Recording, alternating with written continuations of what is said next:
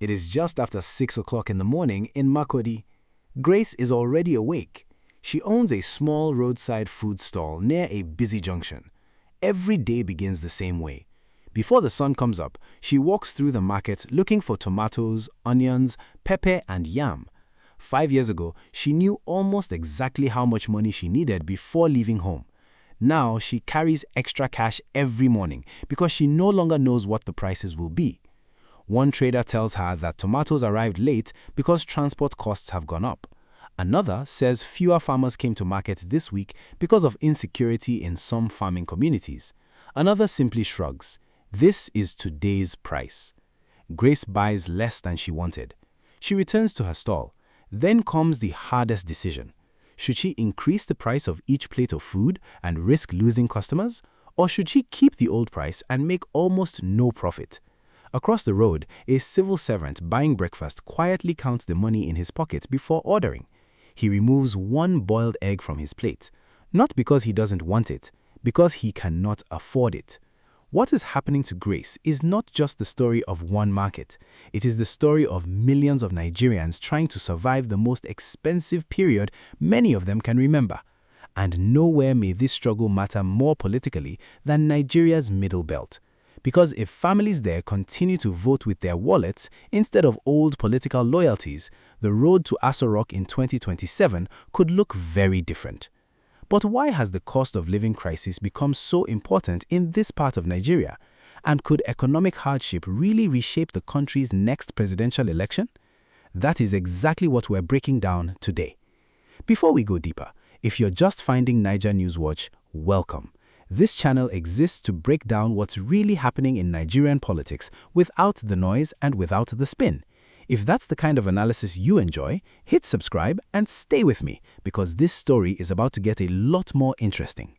To understand why the Middle Belt deserves so much attention, we first need to understand what has happened to Nigeria's economy over the past 3 years.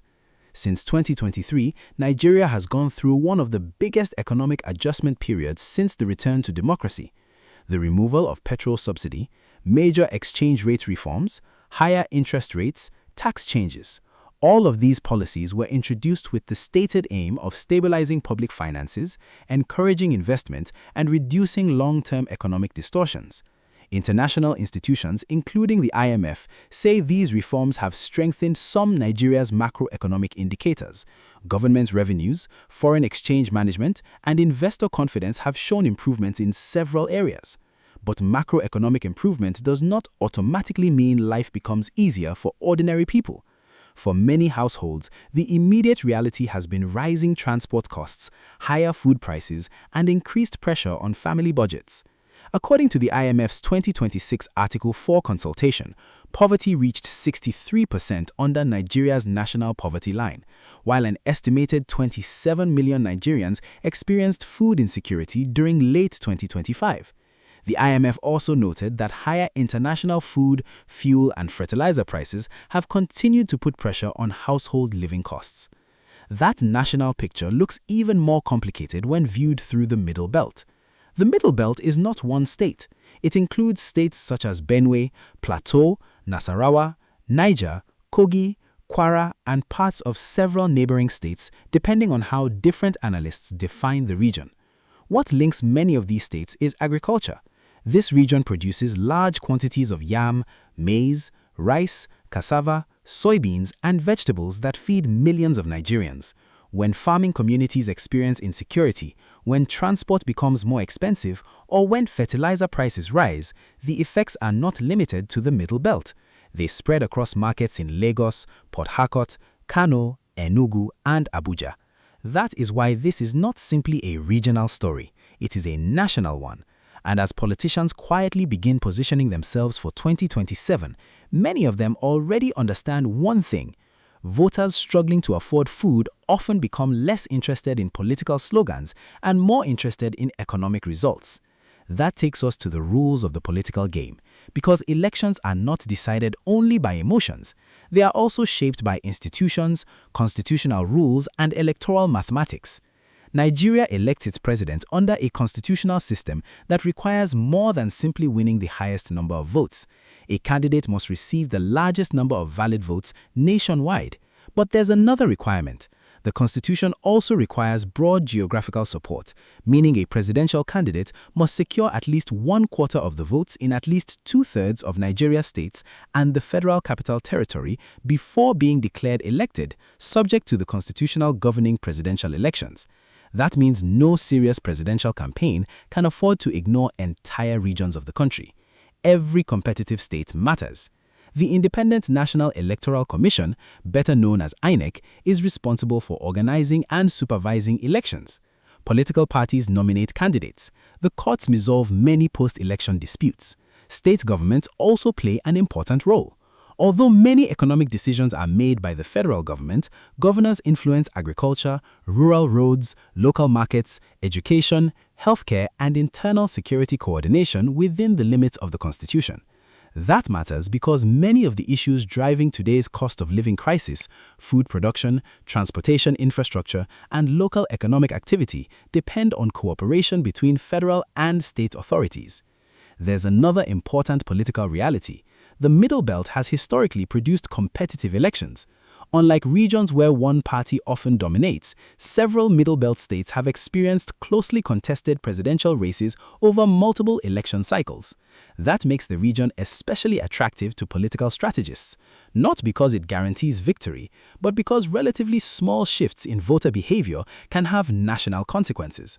And this is where the story becomes much bigger than inflation.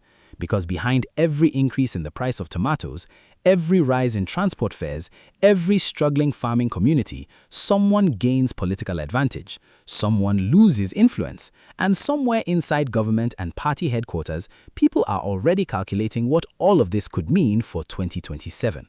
That is where our story goes next. If you want to understand Nigerian politics, there is one question that usually explains more than any campaign speech. Who benefits? Because behind every major political decision, there are usually three forces working together: power, money, and public opinion. The cost of living crisis sits right at the center of all three. Let's start with the federal government. When President Bola Ahmed Tinubu took office in May 2023, his administration introduced some of the most significant economic reforms Nigeria had seen in decades. The petrol subsidy was removed, the exchange rate system was liberalized.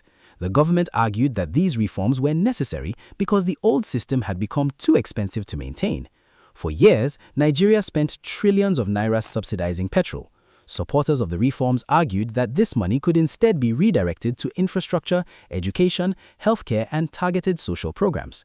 Some international financial institutions, including the IMF, welcomed many of these reforms, arguing that they addressed long-standing structural weaknesses in Nigeria's economy.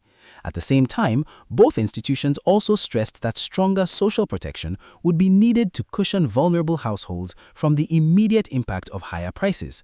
That is the government economic argument, but politics often operates on a different timetable. Economic reforms may take years to produce broad benefits. Elections do not.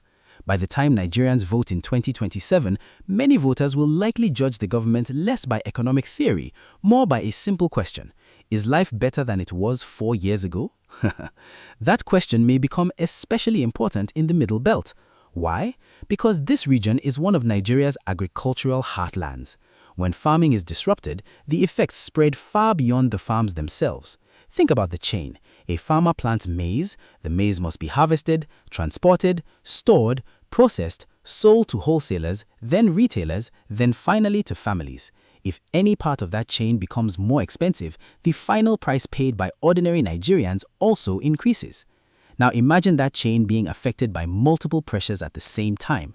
Higher transport costs, higher fertilizer costs, currency depreciation making imported farm inputs more expensive, climate-related challenges in some farming areas, and continuing insecurity affecting agricultural production in some parts of the country. Each of these factors alone creates problems. Together, they create something much larger. They create uncertainty, and uncertainty changes political behavior. Many people assume inflation affects every part of Nigeria equally. It doesn't. Some regions feel inflation rising prices mainly as consumers. The Middle Belt often feels them as both producers and consumers. That difference matters politically. A farming family may pay more for fuel, pay more for fertilizer, sell crops at uncertain prices, and then still face higher costs when buying school materials, medicine, or transport. The economic pressure comes from multiple directions. This is one reason politicians spend so much time visiting farming communities during election seasons. Agriculture is not just an economic sector, it is a voting bloc. Millions of Nigerians depend directly or indirectly on farming for their livelihoods. When those livelihoods come under pressure, political conversations change. Instead of asking, which party do I support, many voters begin asking, who can improve my family's situation? That shift can be extremely significant in competitive states. Now, consider another important political reality. The Middle Belt has often been politically competitive. Different presidential candidates have performed strongly in different states across multiple election cycles. That means no major political party can safely assume these votes belong to them. Instead, they must compete for them. And when competition increases, policy promises also increase. Expect to hear more discussion about food prices, agricultural investment, rural roads, security, farm credit, irrigation, youth employment. These issues may receive greater attention because they connect directly with everyday economic concerns. But there is another group watching this situation very carefully: Nigeria's state governors. Governors understand something many people overlook. Even when inflation has national causes, citizens often hold state leaders responsible for local conditions. If markets are struggling, if roads remain poor, if farmers cannot safely reach their land, governors also face political pressure. That creates an interesting dynamic. Some governors may seek closer cooperation with the federal government to deliver visible projects before 2027. Others may position themselves as independent voices, arguing that they are doing their best despite difficult national conditions. Both approaches are political strategies. Neither exists in isolation from the approaching election. But governors are not the only silent players.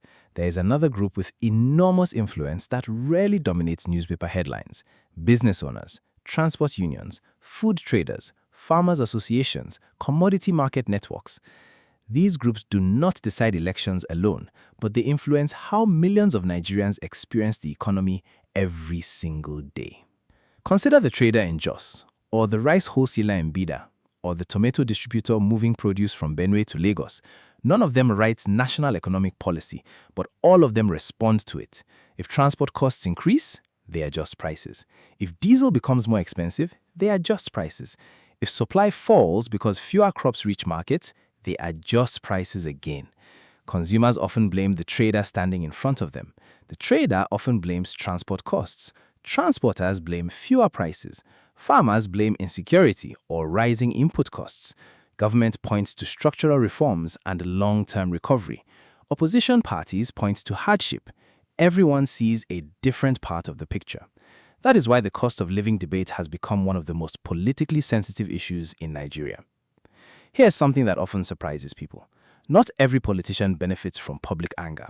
Sometimes, widespread economic hardship makes elections more unpredictable rather than simply helping the opposition. Why? Because frustrated voters have several options. They may support the ruling party, support the opposition, vote for smaller parties, or stay home entirely. Low voter turnout has shaped Nigerian elections before. If citizens lose confidence in politics itself, participation can fall. That uncertainty forces every major political party to rethink its strategy. Another important question is whether economic voting is becoming stronger in Nigeria. Political scientists use the term economic voting to describe situations where voters reward governments when economic conditions improve and punish them when economic conditions worsen. Nigeria has never voted only based on economics. Identity, regional interests, party structures, candidates, and security concerns all matter. But economic conditions have increasingly become part of the conversation, especially among younger voters, urban workers, small business owners, and families managing shrinking household budgets. That does not mean economics decides every vote. It means economics is becoming harder to ignore. Now, think back to Grace, the woman we met at the beginning of this story. She is not reading IMF reports. She is not studying macroeconomic indicators. She measures the economy differently. Can she restock her food store? Can customers still afford lunch? Can she pay her children's school fees? Can she renew her shop rent? Millions of Nigerians evaluate government in exactly the same way. Not through graphs, through daily experience. And that experience eventually shapes political opinion. Here's perhaps the biggest misunderstanding of all. The real political issue is not whether inflation exists. Almost everyone agrees it does. The real issue is whether voters believe today's hardship is temporary and leading somewhere better, or whether they believe it is becoming the new normal. That perception could prove just as important as the economic data itself. Over the coming months, expect politicians to spend more time talking about food security, agriculture, jobs, and household income. Not simply because these issues matter economically, but because they matter electorally. Every campaign understands that people who worry about their next meal are listening differently from people who feel financially secure. And if the Middle Belt remains one of the country's most competitive political regions, every increase or decrease in living costs there will be watched carefully, not only by families and businesses, but also by every major political party preparing for 2027. Because behind every market receipt, every transport fare, every harvest, and every family budget, there's another contest quietly unfolding, not just over the price of food, but over the future direction of Nigeria itself. Let's return to Grace. It is now late afternoon. The lunch rush is over. She counts the money she has made. Some days the cash in her drawer looks almost the same as it did a year ago. But when she subtracts what she spent on ingredients, transport, cooking gas, and other expenses, she discovers something important. Her profit has become much smaller. Many small business owners across Nigeria describe a similar experience. Higher costs do not always mean higher earnings. Sometimes they simply mean working harder to earn the same amount or even less. That reality affects more than food vendors. It affects tailors who pay more for fabrics, transport operators who spend more on fuel and vehicle maintenance, shop owners whose customers are buying fewer items each week. For families, difficult choices become part of everyday life. Some households postpone repairs to their homes. Others reduce spending on clothing or entertainment. Parents may switch to less expensive food items or delay purchases that once seemed routine. These decisions happen quietly, one household at a time, but together they influence the wider economy. When millions of families reduce spending, many businesses also experience slower sales. For farming communities in the Middle Belt, the challenges can be even more complex. Agriculture remains a major source of income across much of the region. Farmers depend on access to land, affordable inputs, reliable transport, and functioning markets. When any part of that chain is disrupted, household income can be affected. Security also remains an important factor. Several Middle Belt states have experienced recurring conflicts involving farming communities, armed groups, and criminal activity over the recent years. The causes differ from place to place and often involve a combination of security, land use, and local governance issues. Whatever the cause, insecurity can discourage farming, increase transport costs, and reduce the amount of produce reaching markets. That affects both producers and consumers. The result is a reminder that economic issues are rarely isolated from other national challenges. Food prices, transport costs, security, and employment often influence one another. This is why many economists argue that addressing the cost of living requires action across several areas at the same time. Improving agricultural productivity alone may not be enough if transport remains difficult. Expanding road networks alone may not be enough if insecurity limits farming. Likewise, stabilizing inflation may not immediately improve household finances if wages and business income take longer to recover.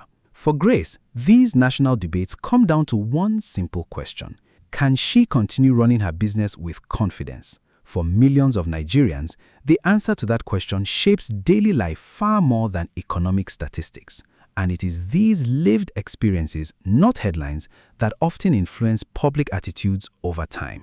Nigeria's economy does not exist in isolation. Events in global energy markets, international finance, and agricultural trade all affect what happens at home. International organizations such as the International Monetary Fund and the World Bank have supported many of Nigeria's recent economic reforms, describing them as steps towards improving long-term fiscal stability and economic resilience. At the same time, both institutions have consistently noted that reforms can place short-term pressure on households and have encouraged measures that protect the most vulnerable members of society.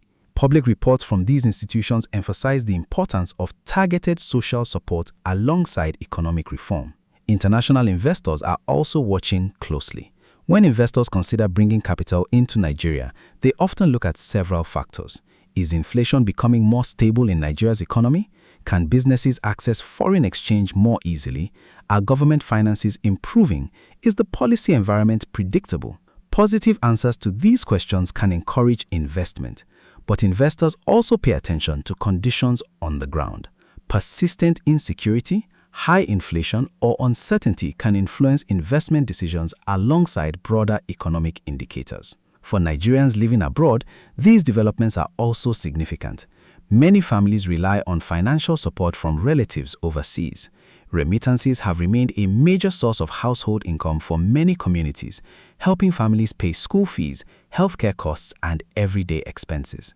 Members of the diaspora also continue to follow developments in Nigeria closely, particularly discussions about economic reform, employment opportunities, and long-term stability. The conversation is therefore larger than politics alone.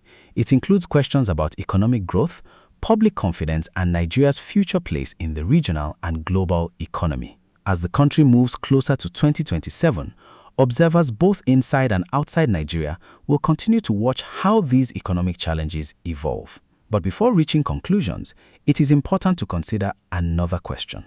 Are all the popular narratives about the cost of living crisis supported by the evidence, or are some claims, both from supporters and critics of government policy, missing important parts of the story?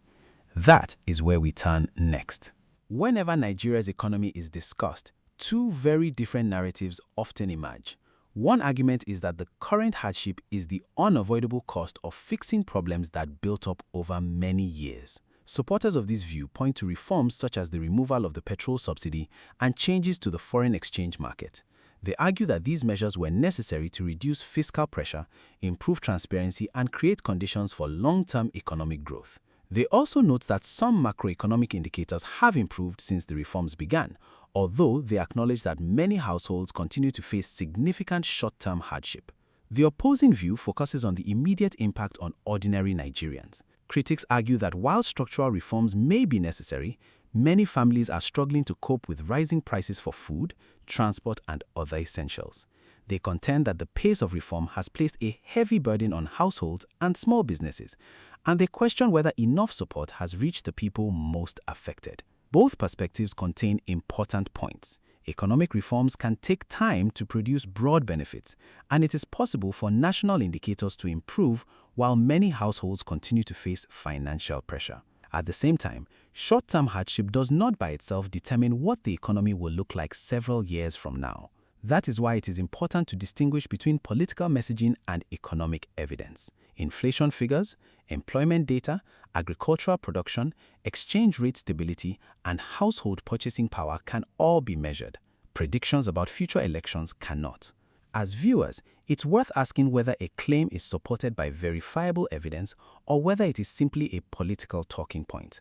Looking beyond headlines often provides a clearer understanding of what is actually happening. Over the coming months, there are several developments that deserve close attention. The first is inflation. If inflation continues to slow and food prices become more stable, many households may gradually experience some relief. If prices remain persistently high, financial pressure on families and businesses could continue. The second is agriculture. The success of future farming seasons will depend on several factors, including weather conditions, access to farm inputs, transportation, and security in agricultural communities. The third is employment.